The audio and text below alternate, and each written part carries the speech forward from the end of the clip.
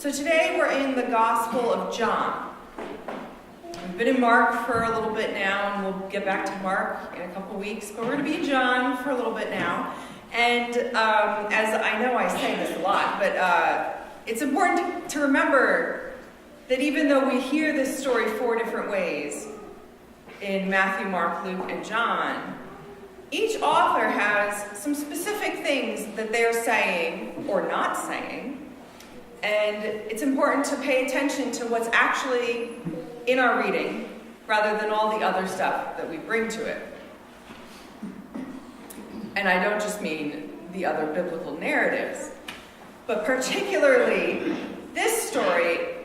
I have a soundtrack running in my head of Jesus Christ Superstar, which I considered trying to sing and decided you would all appreciate me not doing. Because Jesus in the temple in Jesus Christ Superstar has this great line that he sort of shrieks, but it sounds okay when he does it. It would not sound okay if I did it. But this is what runs in my head when I think of the story of Jesus in the temple, right? Is this line where in the musical he says, "My temple should be a house of prayer, but you have made it a den of thieves. Get out!" That is not the story that we heard this morning. That is not the Jesus that John is presenting us in this particular version of the story. Nowhere in this morning's reading is Jesus saying anything about a den of thieves or robbers, or specifically condemning the practices of the temple marketplace as unjust or cheating the customer or anything like that. And the whip that he makes is used to usher the animals out. It's not used against people or in, some sort of fit of rage necessarily. Now, he was a little less kind than you might want him to be to the money changers. He did dump all their coins on the floor and turn over their tables. But their presence there was not inherently bad in John's retelling. The money changers were there so that the coins used in the temple were the appropriate coins, sort of like when you take an international flight and stop by the exchange booth in the airport to switch out your American dollars for whatever currency is used there. Now, they may have been using, unfair exchange rates. Sure. But that's not what John's Jesus seems concerned about primarily in this story. He doesn't seem that angry to me. He just seems sort of matter of fact. He walks in and says, "This thing has got to stop. Just stop it. Stop it." Jesus is calling for an end to this sort of transactional relationship that the people have developed with God.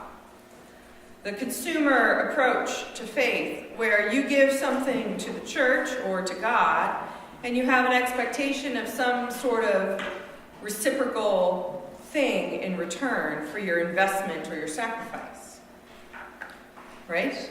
You give this much, God or the church gives you something comparable in return. But as the reading continues, we see that this isn't the end of it for Jesus in this passage. Jesus is actually calling for a reorientation of the people's conception of where God can be found. It's not just about not having a transactional relationship with God, but it's about understanding where exactly you need to be to encounter God. "Destroy this temple, and I will rebuild it in 3 days," he says. Not the physical structure in which they stood. This is not the exclusive location of God's presence. But this human body, Jesus says, "Destroy this body, and I will rebuild it in 3 days." And of course, he does.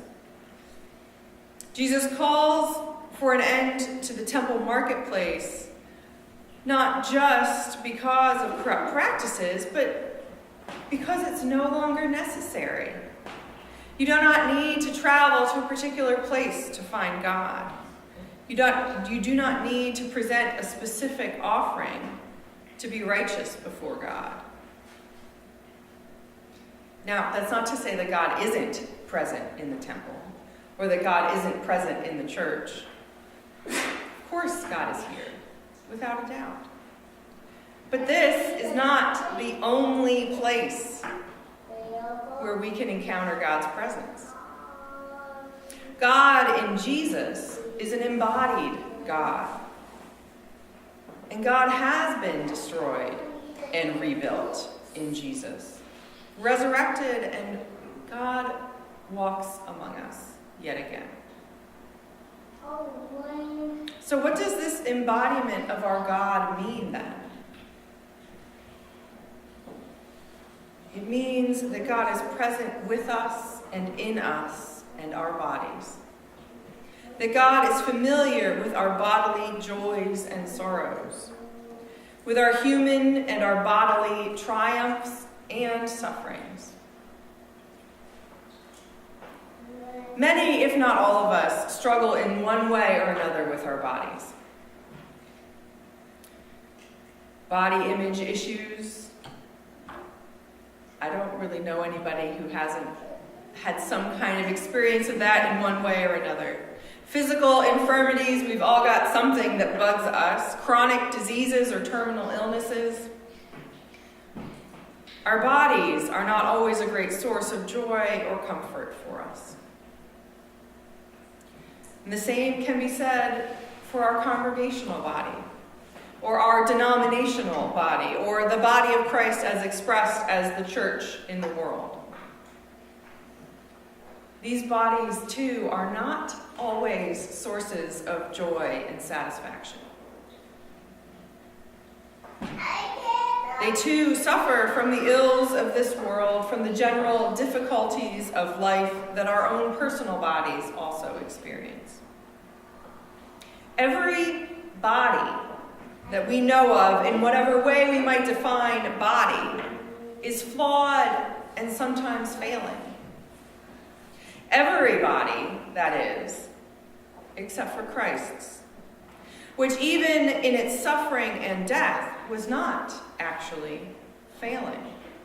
Even in the grave was not failing.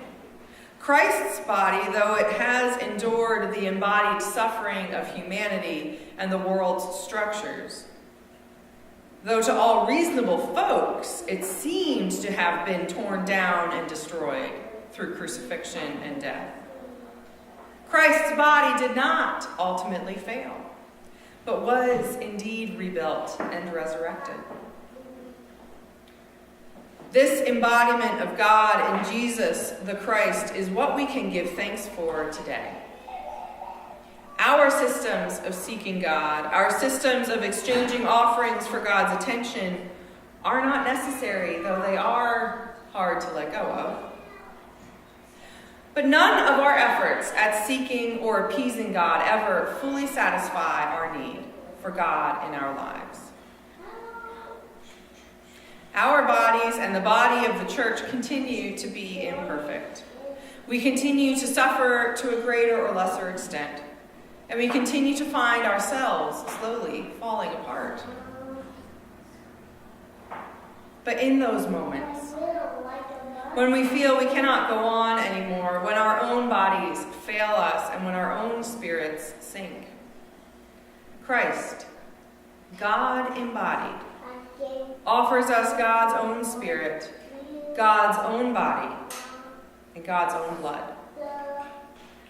In communion, we receive these gifts, the body and the blood of Christ, pieces of the body that cannot be destroyed. And we go forth from communion filled with that body that rebuilds us and sustains us in our own embodied lives, that we might go out and bear that body to the rest of the world. Amen.